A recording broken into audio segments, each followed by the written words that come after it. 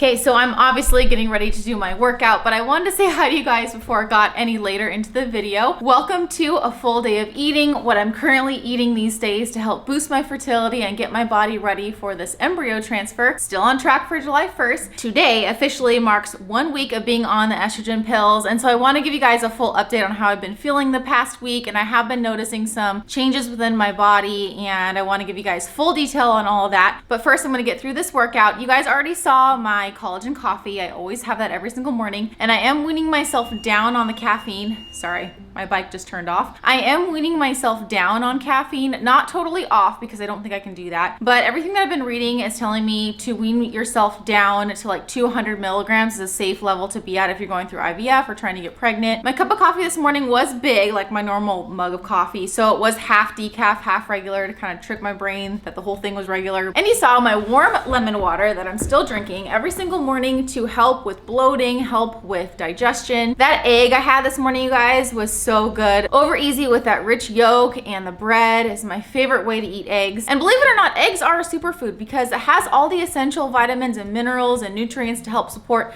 a growing chicken. So speaking of working out, I did want to remind you guys to still move your body every single day if you're going through IVF. Well, in general, even if you're not going through IVF, but especially if you're going through IVF, to keep moving your body every day. It doesn't have to be a formal workout like I'm gonna do, but like go for a walk or maybe a jog if you're a runner or a bike ride, something to keep you active every day. And that's why I really like my Apple Watch, because it does remind me to do 30 minutes of exercise every day. And if you do that every day, you're gonna set your body up for success because you're gonna be more in shape for if you do get pregnant. And I hear that like keeping your body strong and moving and active really helps with pregnancy. So this is my reminder to you guys to move your body every day. Okay, so I hope this video is finding you guys happy and healthy. If you are brand new to my channel, welcome. I upload 1 to 2 videos a week all about living healthy. And of course, recently it's been about IVF because my transfer date is coming up very soon. So that's what I've been focusing on. If you're a returning subscriber, welcome. Thank you so much for watching, and I hope you enjoy.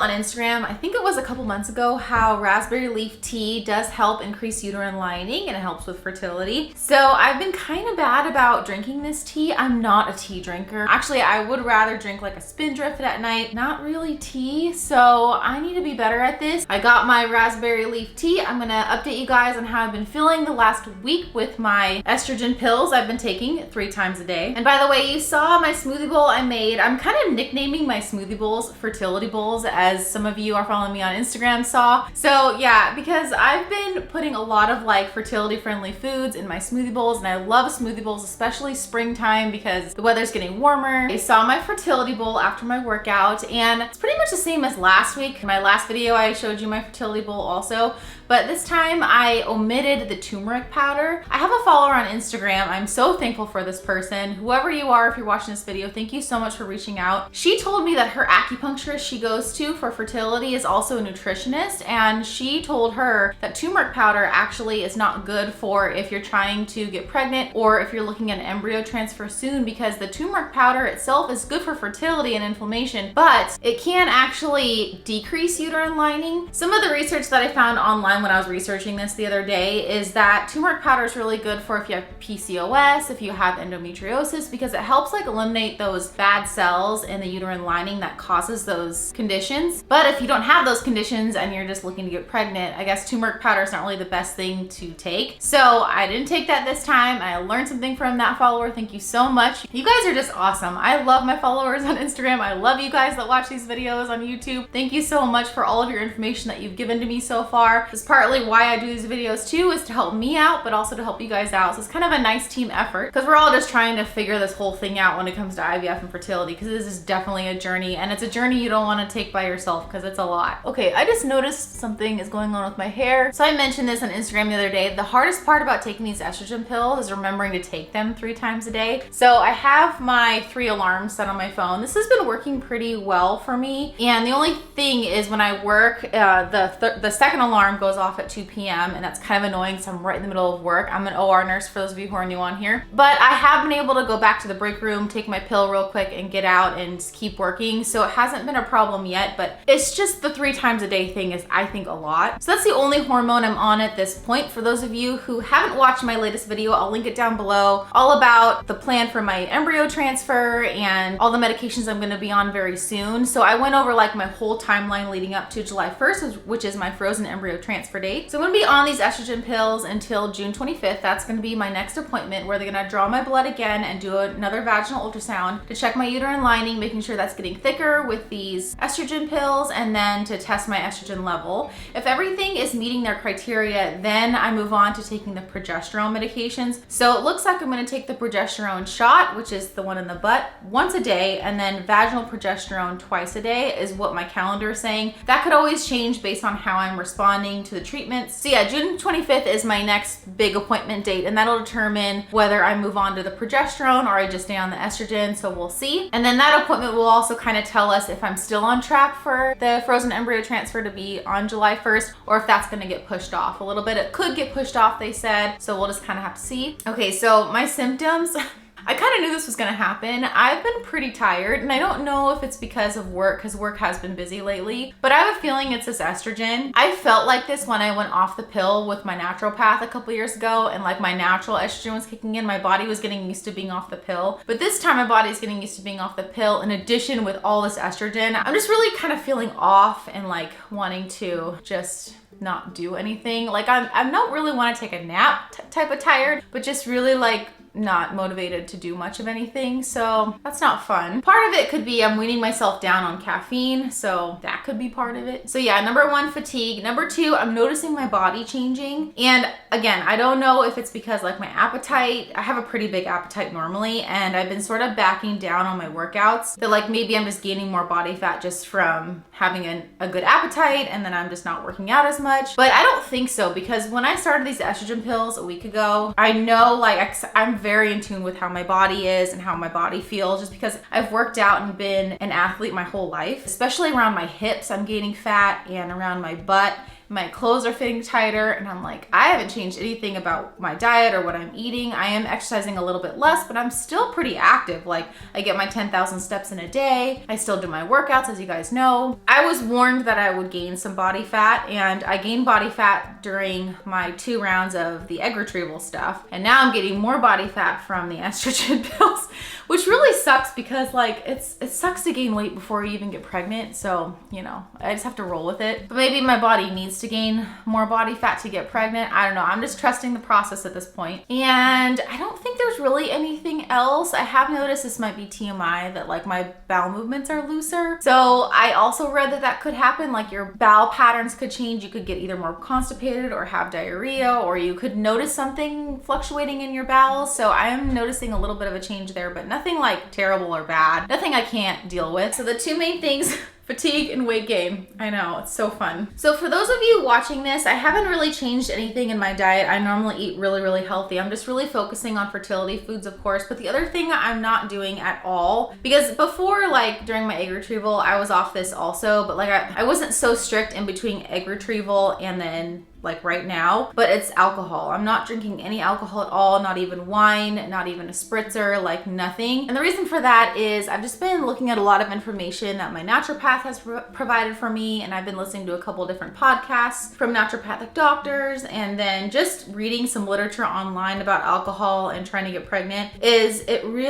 Alcohol really interferes with of course your liver, but the liver is the main organ that helps balance your hormones, especially female hormones. And so it's better just to stay away from it. There's not a whole lot of data out there and studies that show that alcohol can like inhibit getting pregnant, but it's just, it looks like from what literature reflects, it's better just to stay away from alcohol. So that's what I'm doing, which is another sucky thing about this whole thing, is not only am I gaining weight before I even get pregnant, I have to stay away from alcohol before I even get pregnant. So it's just like, it just draws everything out so much more if the pregnancy is successful, that like now I'm gonna be off alcohol even longer than 9 months. It's like, oh gosh, I know. It really doesn't seem fair, you guys, going through IVF. So for those of you watching this who can relate, you know, it's just, this is our cross to bear. And that's what I tell people too, is like, people get all like down on themselves, like, oh my gosh, I can't believe I'm going through infertility and fertility treatments. This really sucks. And it does really suck, but everybody has their own cross to bear. Mine's infertility, you know, other people's are maybe heart condition or cancer, or, you know, so everybody is going through their own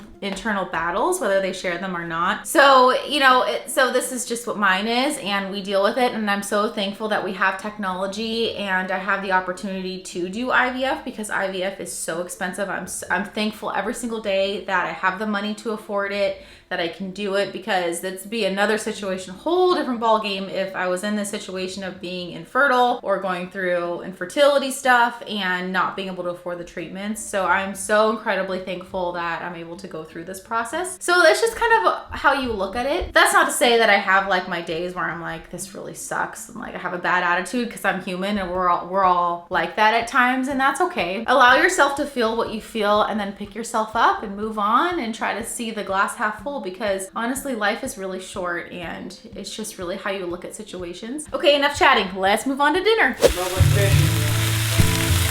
Wonderful smell of fish. So good.